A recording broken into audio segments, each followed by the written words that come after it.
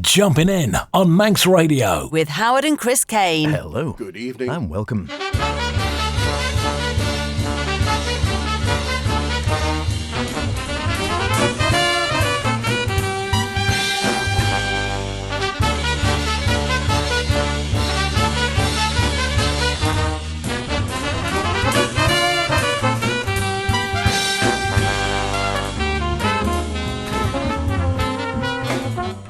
Here we are, another Friday. Where do they go, must admit? Into another month almost. Before you know it'll be Christmas. Anyway, it is Friday evening. It is just gone 9 o'clock. It's not crackerjack, but it is Jumping In, the best in modern and contemporary jazz, of course, with myself, H. And me, Chris, and you used the C word a bit early in the year for that. Welcome along to this week's show, and isn't it peaceful? Yes, TT25 has gone as quickly as it arrived, so we could just keep our fingers crossed and hope for better weather for the Southern 100 and the classic TT still to come. But this weekend is all about the hardy masses who will tackle the gruelling 85-mile stroll through all 17 of the island parishes, starting at 8 a.m. tomorrow morning, stopping only to touch the gates of each parish church within the time limit. Good luck to all of them, and who are hopefully sitting now with their feet up, staying hydrated and psyching themselves up for the task ahead, whilst tapping their toes to some great jazz and a gentle limbering up exercise. The rest of you, well, you can hydrate with a wider choice of beverages. So H, what has been going the distance for you this week, and what has failed to drag you away from the barbecue but kept you in a mellow mood? Well, I'm not getting maudlin, but sadly we have lost a few greats of late. I'm just going to reflect on just how great some of them were. Brian Kellock, the wonderful Scottish pianist, we lost not that long ago, a couple of weeks back. Al Foster, the drummer who drummed with, well, you name it, Miles Davis, Joe Henderson, Branford Marsalis. He was just brilliant. Good old age, fantastic drummer, drumming right to the end. And very recently as well, Louis Moholo from the Blue Notes, a fantastic South African drummer. We'll just have a little bit of the joyous music, which was them. And from me, well, I've got a birthday boy who's not on the road, but he is on the street. Well, left in the dark, we're making magic, and to get underway, here's the Natsuko Sugayo Big Band with Invasion Invisible.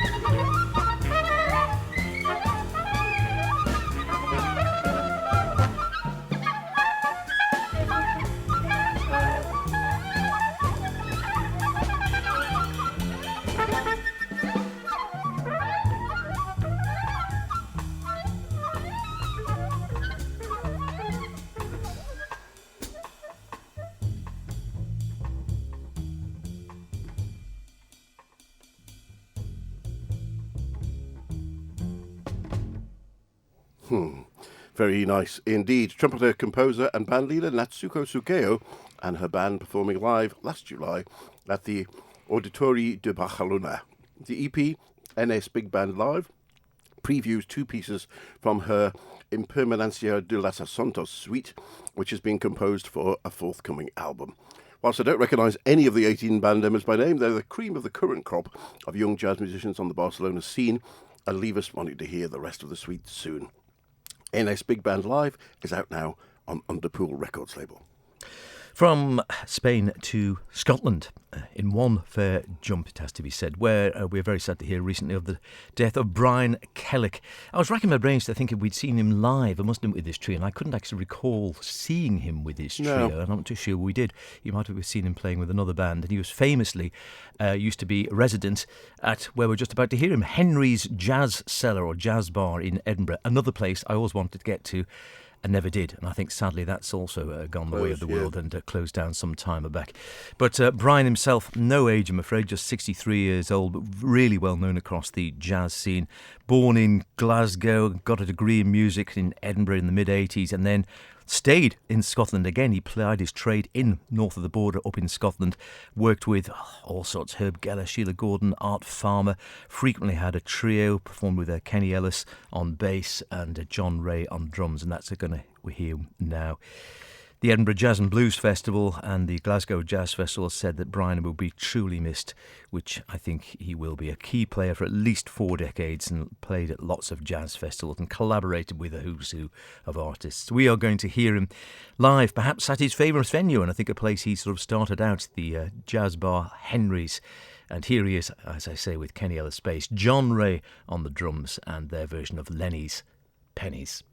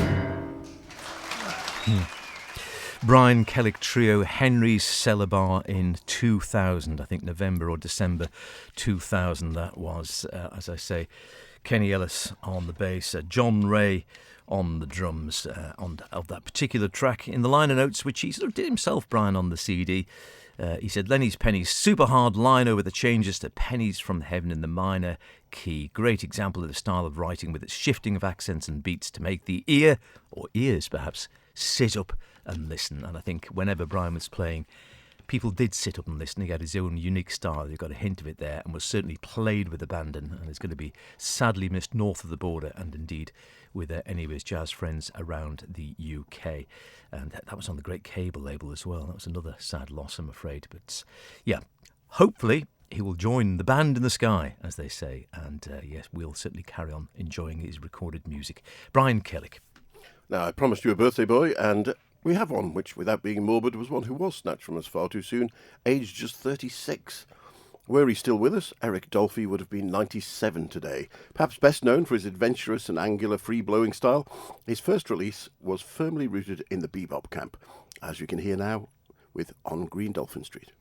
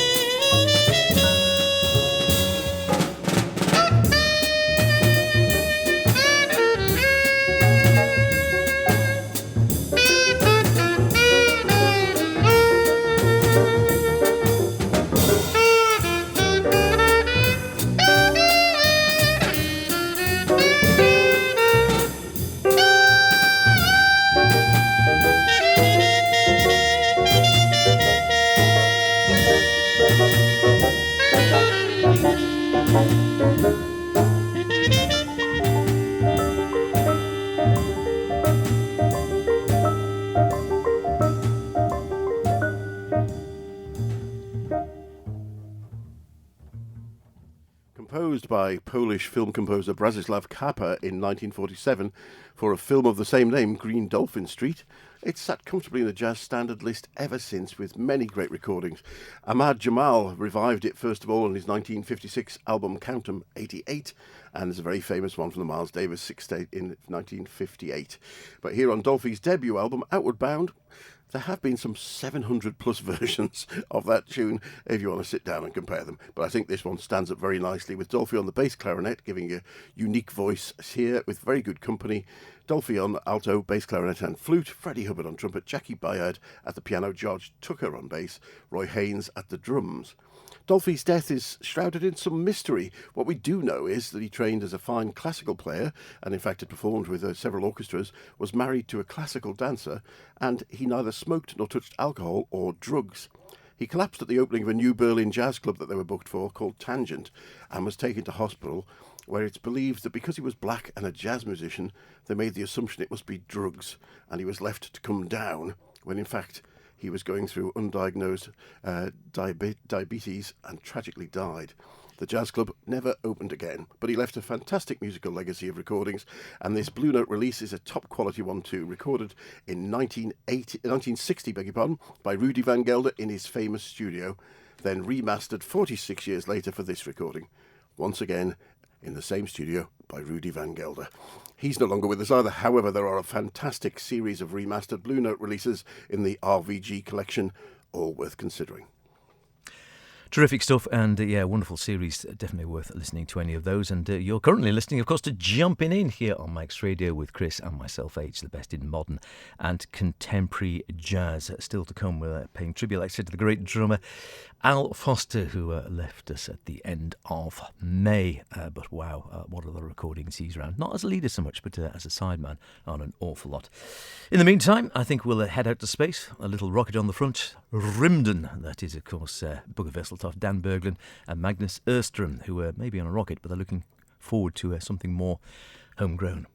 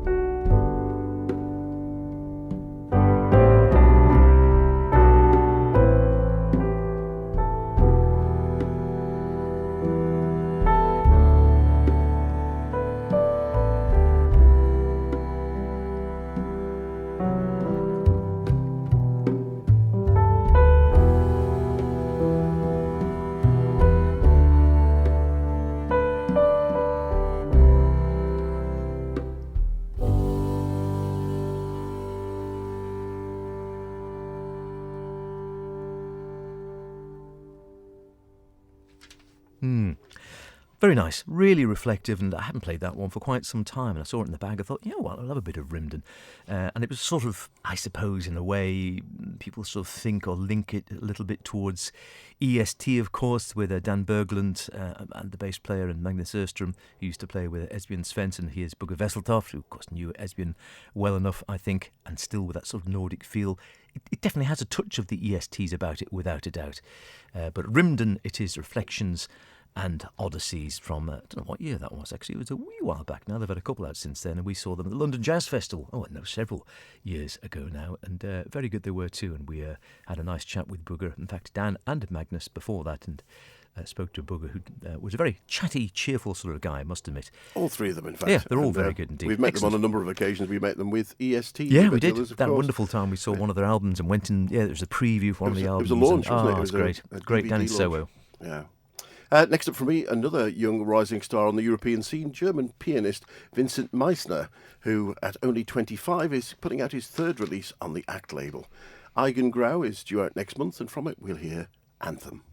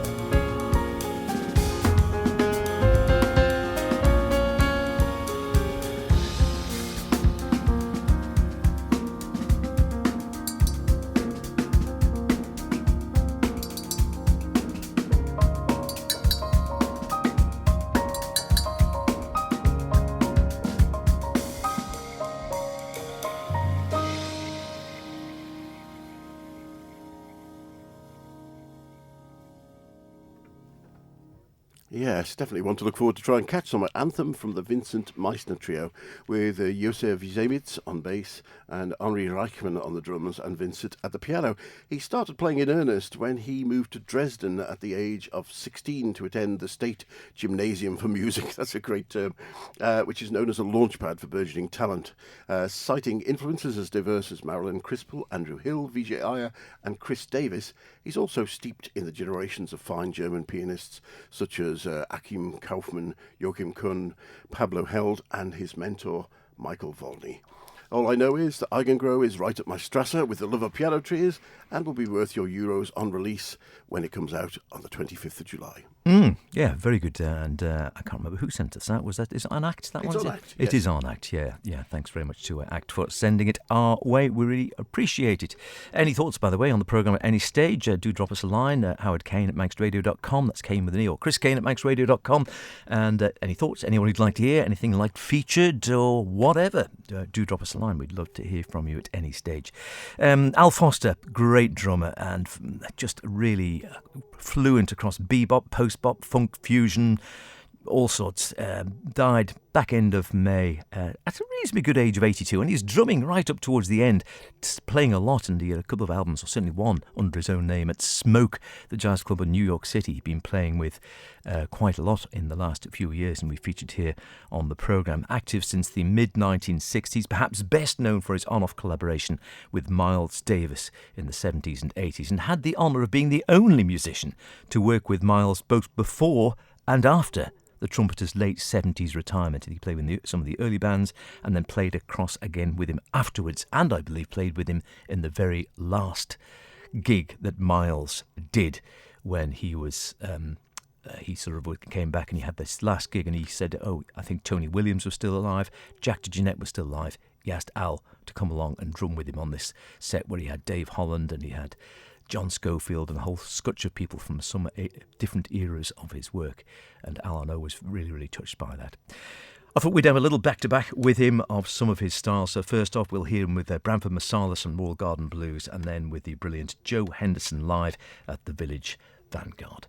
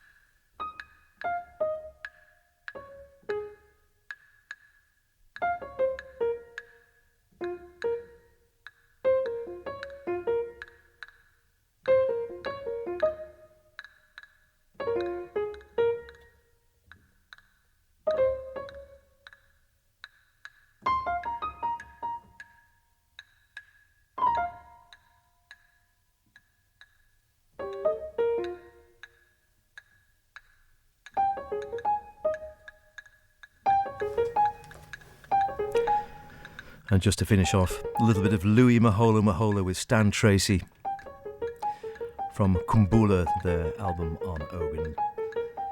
Louis Moholo died just a few days ago. Before that, Joe Henderson, Ron Carter, Al Foster on drums live at the Village Vanguard in the early 80s from his great State of the Tenor albums. And then starting off that little trio with Branford Marsalis, of course, Royal Garden Blues, paying tribute to the great Al Foster and his wonderful reverse hi-hat technique. Louis Moholo, noted, of course, for his cymbal work and and all the stuff with Chris Brotherhood. Chris McGregor. McGregor and the Brotherhood of Breath. Well worth digging into. I've got a few of those, but they're all like 20-minute tracks, live albums. Well, we've just got time to fit in the last track from a British Asian bassist tipped by readers of Bass Player magazine as the hottest bass player in the world, the trailblazing Indo-jazz master Shez Raja, with drum icon Dennis Chambers, Guthrie Govan and soft machinist John Etheridge on guitars, Rupa Panesar on sitar, Tony Kofi and Vasilis Sinopoulos on saxophone, and then Hassan Papa on bansuri, Zahab Hassan on sarangi, Fitza Hyanda on voice, Goody Rapper on tabla, Sophie Alway on drums, Jamie Murray on drums, Chris Jerome on keyboards, and Shez Raja on bass. From Spellbound, which is released today, here's the title track, Spellbound. We'll keep you spellbound until we're back in a couple of weeks' time. Do my best. Be Bye good. for now.